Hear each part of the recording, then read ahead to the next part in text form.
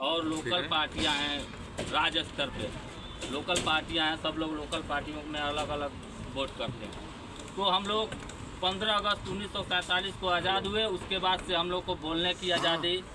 यहाँ काम कर रहे हैं ना, फैक्ट्री एक्ट भी बना उसके बाद ही, फैक्ट्री एक्ट भी उसके बाद ही बना, फैक्ट्री एक्ट उसके बाद ही बना। फैक्ट्री एक्ट में क्या था, फैक्ट्री एक्ट में लेबर के लिए पानी वगैरह, साइड पे सुरक्षा, वहाँ बैठने के लिए, उनको विश्राम करने के लिए एक वो कौन सा रूम बोलते हैं, सिटिंग रूम, आराम, रेस्ट रूम का व्यवस्था, उसके बाद स्वास्थ्य का व्यवस्था, बिजली का व्यवस्था, कॉलोनी में अच्छे फैसिलिटी की व्यवस्था। अगर मान लीजिए कि कंपनी में आप काम करते हो, अगर कोई आपका अगर पेमेंट रोक दिया तो आप डायरेक्ट जाके लेबर कोर्ट में आप केस भी कर सकते हो।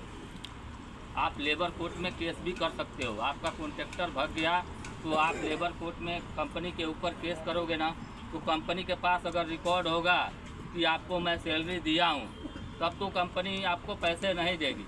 अगर कोई रिकॉर्ड नहीं होगा कंपनी के पास तो कॉन्ट्रैक्टर नहीं देगा, तो कंपनी आपको पैसा देगी।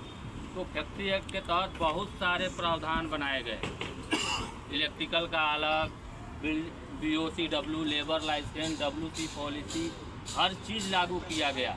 कि क्या है, हम लोग दूर दूर, मान लीजिए हम लोग बहुत दूर से 2000, 3000, 1000 कोई लोकल का भी होगा, हम लोग चल के आते हैं यहाँ दूसरे स्टेट में काम करने के लिए। मैं भी यूपी का हूँ, मान लीजिए मैं आया यहाँ काम करने के लिए आया, तो क्या हुआ, कंपनी ने हमको निकाल दिया और पैसा भी मेरा नहीं दिया। मैं यहाँ लोकल का हूँ नहीं कि मेरे को कोई जानता है कि मैं उसको दबंगई करूँ या कुछ और करके पैसा ले लूँ। मेरे पास क्या व्यवस्था है, कानून का ही व्यवस्था है।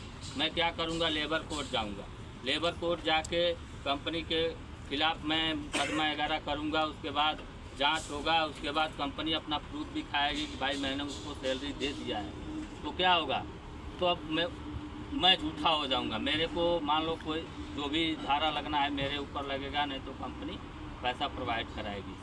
ठीक है।